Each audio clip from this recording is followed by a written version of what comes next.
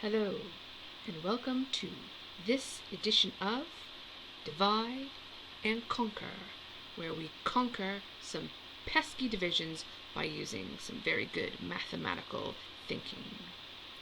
You're here today because you have been learning, using, practicing different methods for dividing different amounts of numbers.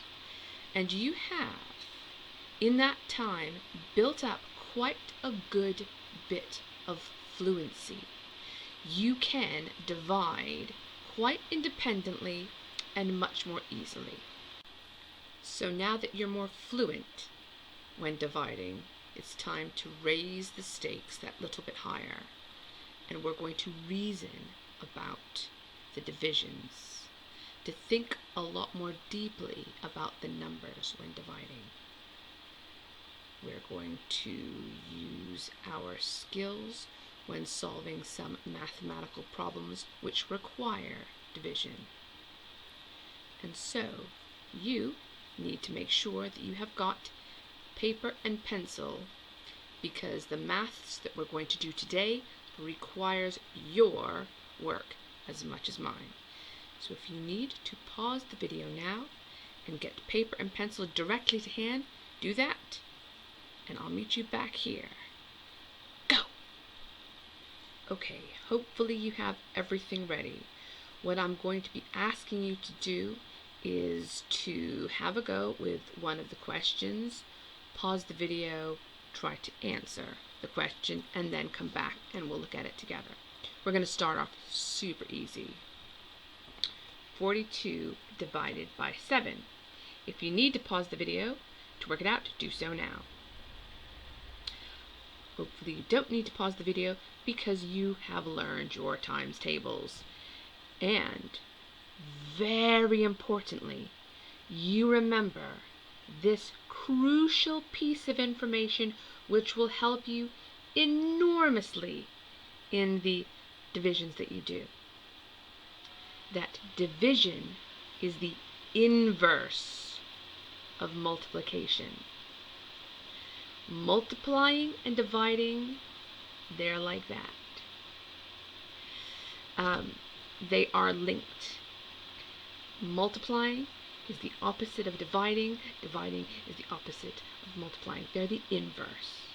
So, if you know your times tables, you will be able to divide much more easily. And you will look at something like this, and you will say to yourself, aha! What do I need to multiply to 7 to get 42? 7 times what is 42? 7 times 6 is 42.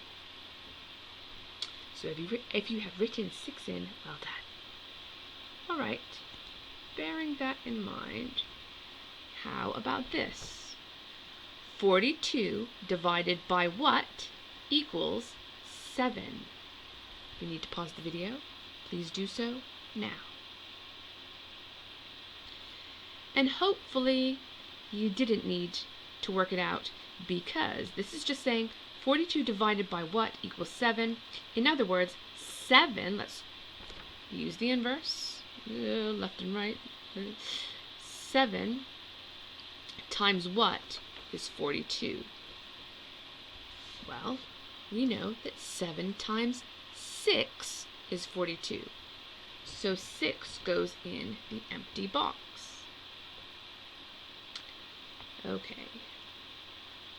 Now, let's see. When we have looked at things like this before, it has flummoxed lots of you. Hopefully, you have moved on from that. But let's see.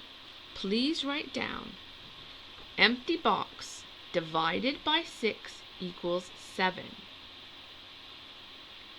That's what you're going to write on your paper. And when you have done that, would you like to work it out, please? And put what you think the answer is in the empty box, so it is no longer empty. Saying to yourself all the while, what divided by 6 equals 7? If you need to pause the video to work it out, please do that now.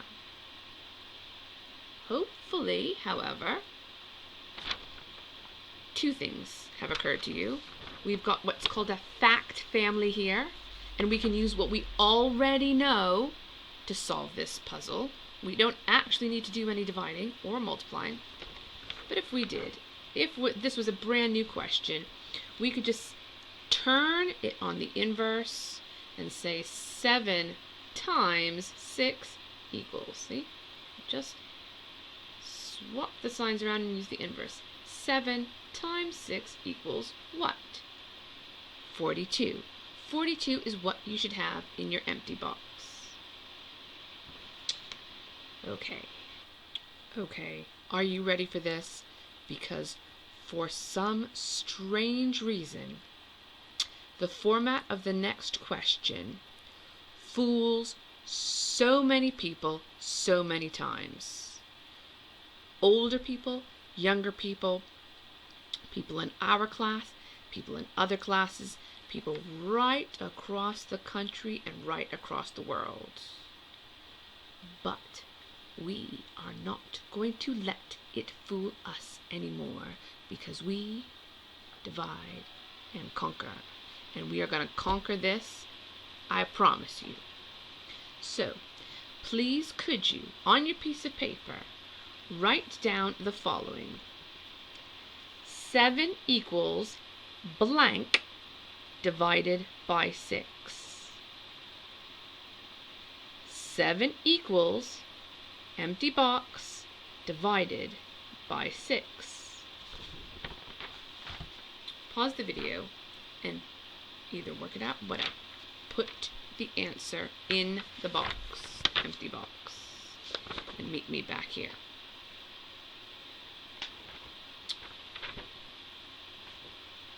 Did you put 42? You might have put 42 because you've worked out the fact family. But let's really dig down, because if you're asked to do a question like this, it is less likely that you'll have lots of questions preceding it.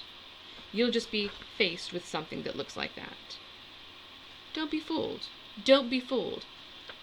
This is an equation, which means that we see the equal sign. We know that whatever is true on one side, the same is true on the other. So this is just saying 7 equals, well, what divided by 6 equals 7? Really, this is saying pretty much the same thing that is happening up here. It's like this.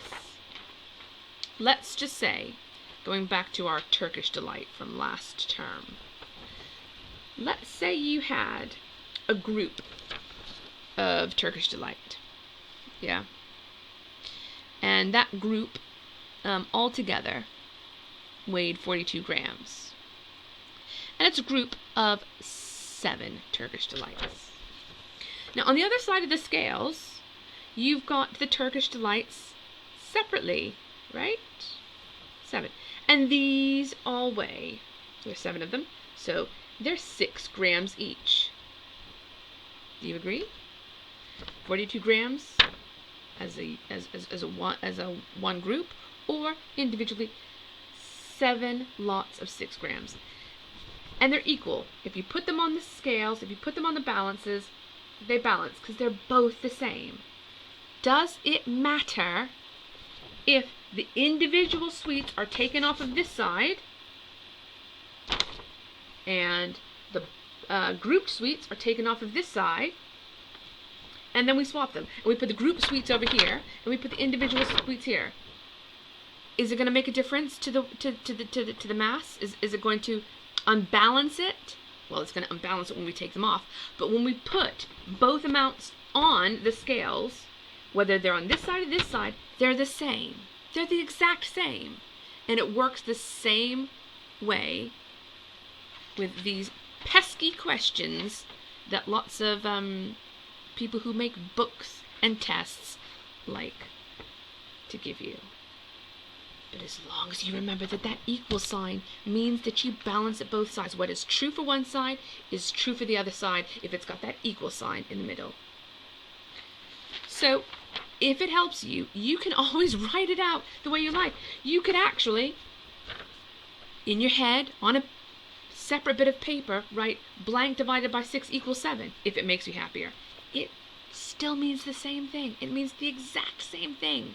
It's just written with what we think of the answer first. So we're still saying 6 times 7 equals what? If we're using the inverse, that's what we're doing. Have you got it? If so, good.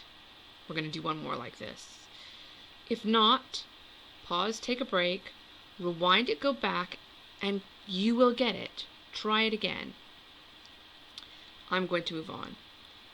If you got the last one, you should get this one. I won't say too much about it, but on your piece of paper, please could you write empty box equals 42 divided by 7. Have you written in the answer? Have you noticed that we could do just as we did before and think of this as a balanced scale where we can take this and put it over here, and take this part of the equation, put it over here. This says blank equals 42 divided by 7. We could just as easily say 42 divided by 7 equals blank. Therefore, I hope you have written 6 in the empty box. So it reads 6 equals 42 divided by 7, because that's true, isn't it? 42 divided by 7 is 6. This gives you 6, and this gives you 6. We're ready to move on. You may want to have another piece of paper because I'm going to ask you to do a lot of writing. Using the same idea we had here,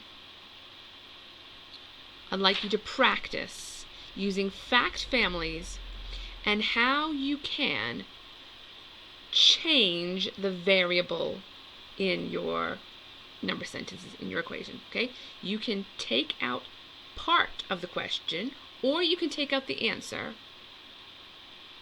and use what you know to find what should go in that empty box, in that space. So please could you, on your piece of paper, write 32 divided by 8,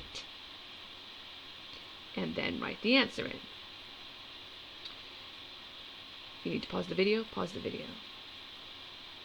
Hopefully you've used your times tables knowledge to help you with this. And hopefully you remembered that cute little rhyme that I use. I don't know what he ate that for, it gave him dirty poo. I don't know what he ate that for, it gave him dirty poo. 32 divided by 8 is 4, because 4 times 8 is 32. Straightforward. Your challenge now is to pause the video and see if you could come up with 3, 4, 5, maybe even more questions based on just those 3 numbers, 32, 8, and 4, where you have an empty box somewhere in the equation. Give yourself, let's say, 2 minutes, pause the video, come back here, and we'll see what you've got. What y'all get? I'm just going to scroll and you can have a look at some of the different things that you might have had.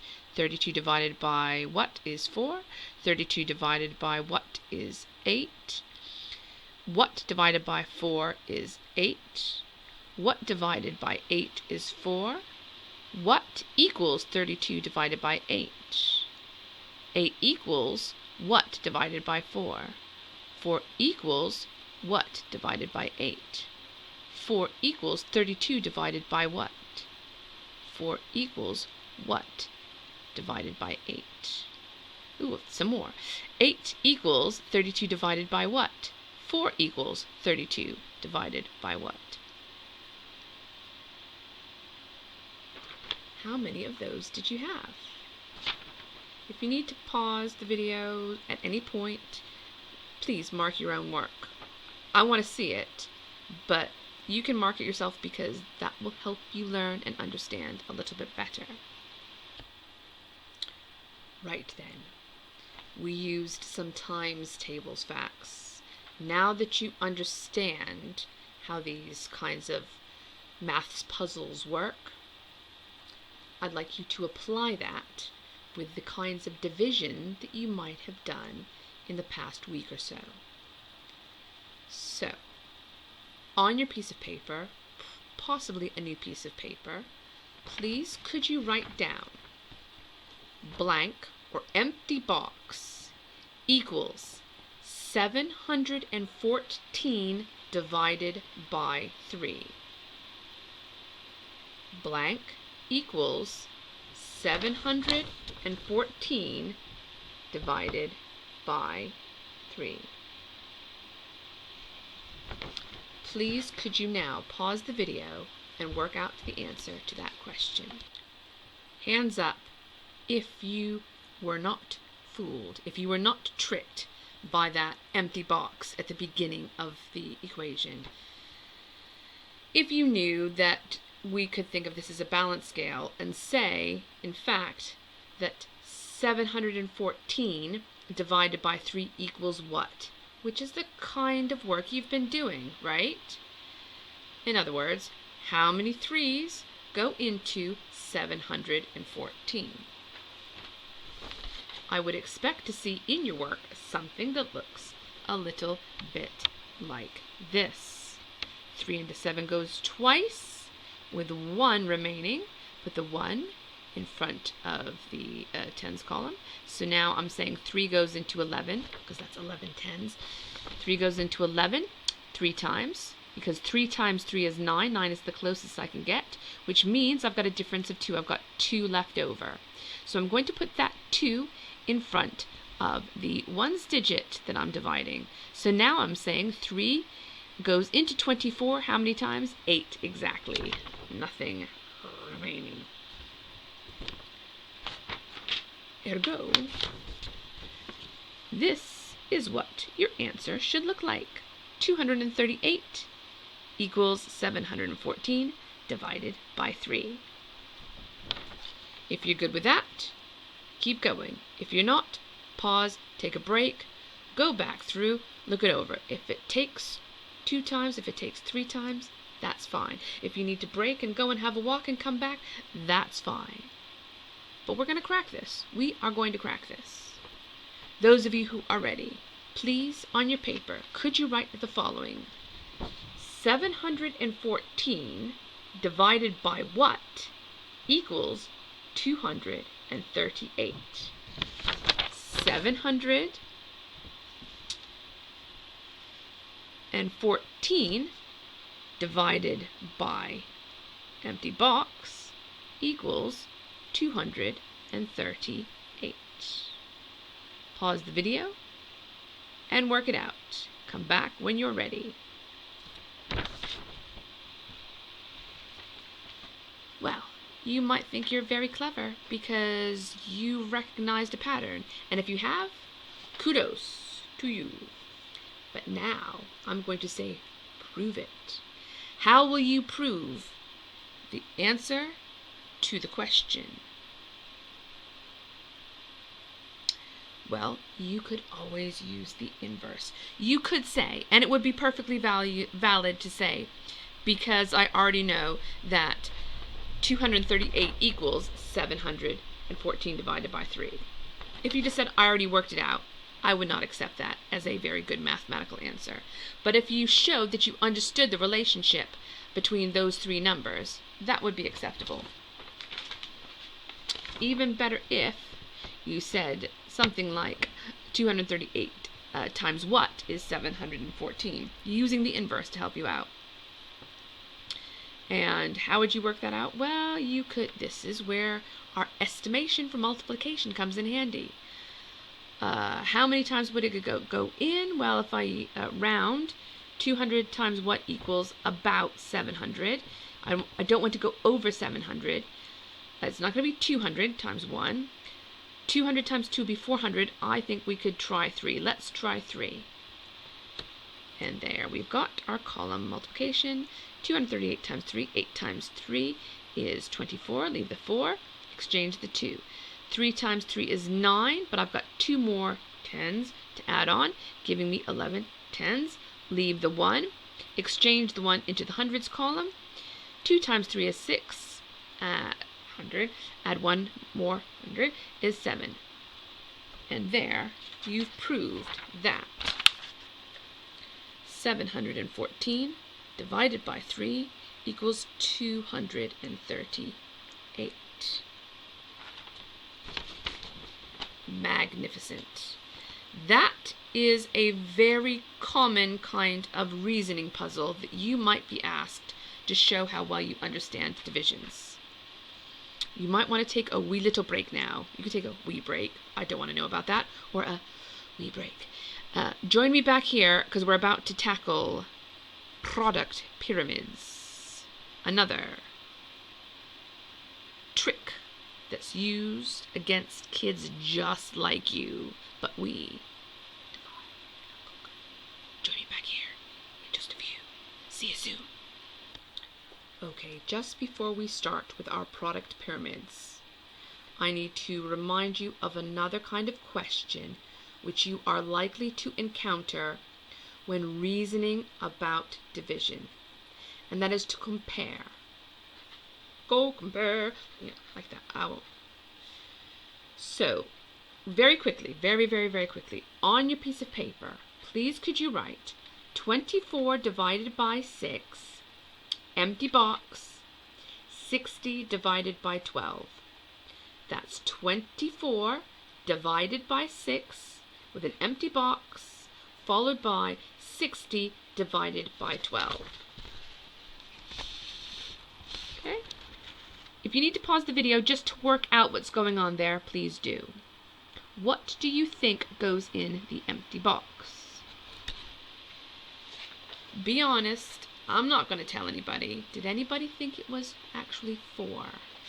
Because you said, well, reading from left to right, 24 divided by 6 is 4, so of course I'm going to put a 4 there. If you did, you're not alone. Lots of people do that. But that's not right because we have not got the equal sign. It's not saying that it's equal to anything. It's just got the empty box.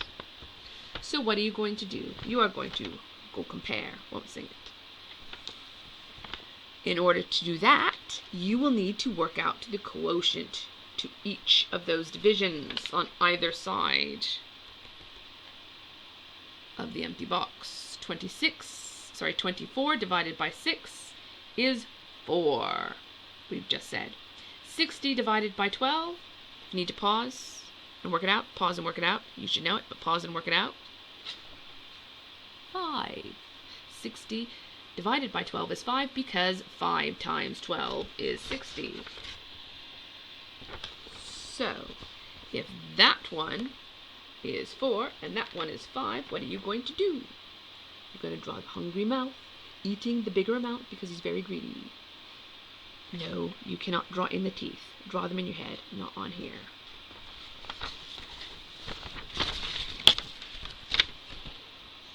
There you go. If that makes sense to you, great. You will obviously be asked to do that kind of thing with numbers with 3 digits or 4 digits or so on. But that's the idea. If you've got it, ready to move on to those pyramids. Okay.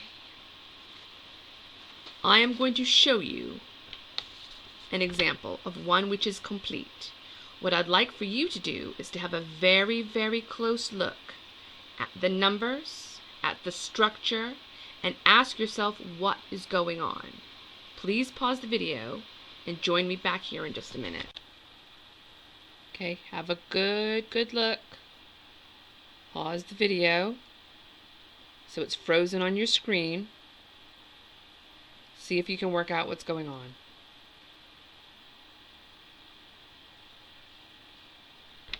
Have you worked it out?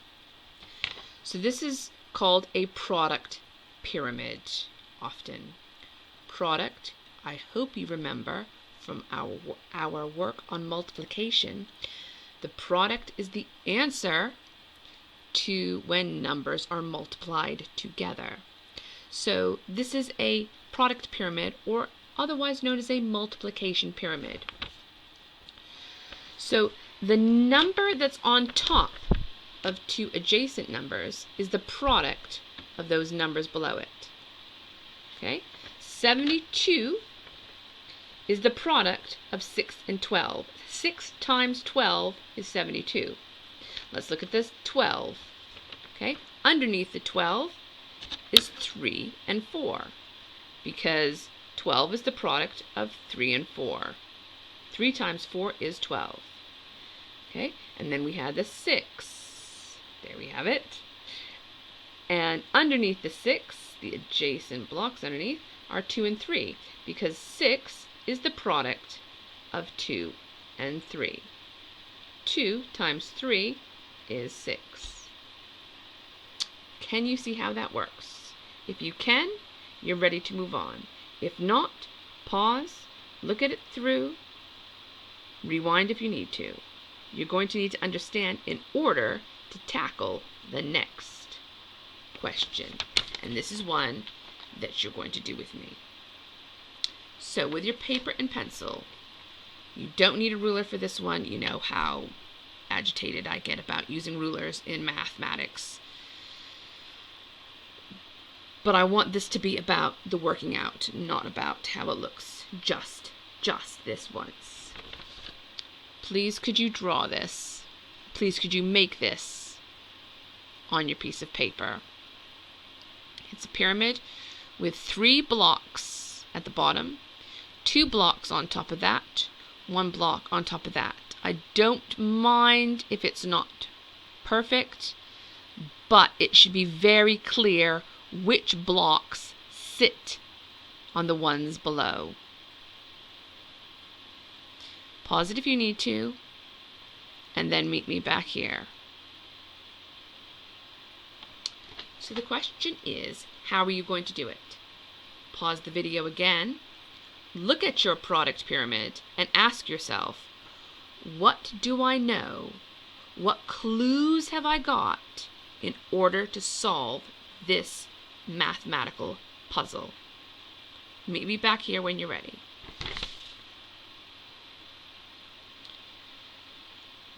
Okay, we have got 2 numbers that we can definitely work with. We've got 128 at the top. Underneath that is an 8, and then a blank. So we're going to use that same idea we used at the very beginning of our video. And we're saying 128 divided by 8 is what? Or 8 times what is 128? So what you need to do now, my friends, is to pause your video and work out what 128 divided by 8 is. I'll meet you back here in just a minute. How did you get on with that? I'm going to do super short cut here. 8 into 1 doesn't go. 8 goes into 1200 one time. And I've got 4 left over. So now I'm looking at 8 going into 48 how many times? 8 times what is 48? Close as I can get. 6. Oh, it's even. There we go. So I've got 1, 6, that's 16. 128 divided by 8 is 16. Therefore, you should have in your product pyramid a 16 there. And that should work. You've just worked out that 8 goes into 128 16 times, and if you wanted to check it, please do. 8 times 16 will give you 128. What to do now? Well, now we've got another clue to work with. Here, we're not sure. This could be, if we know the factors of 8, we've got some different options, but we've got more than 2 factors of 8. Okay, it's not a prime number, so there are a few different things we could have, but we have got 16 and 4. So now we're looking at what times 4 is 16, or 16 divided by 4. 4 times what is 16? It's 4. It's 4. So now you have just one more box. You've got 8, and you've got 4, and an empty box. 8 divided by 4, or simply 4 times what is 8? Everybody knows this. It's 2. And that, my friends, is how you work out a product pyramid. You use the inverse. You use your multiplication facts. You use fact families. Whatever it takes, you won't let it fool you. You've been working hard. I've been working hard. You've been working hard. I think you deserve a little break. Take a little break. Stretch your legs. Shake it out. And take just the little last bit of this math lesson time to have a go with the work that I've set on some product pyramids. If you have any questions, I suggest you come back to this video, find the relevant section, and rework it again. If you're still not sure, we can always talk. I wish you well. Happy problem solving. Happy puzzle solutions. See you back here for the next edition of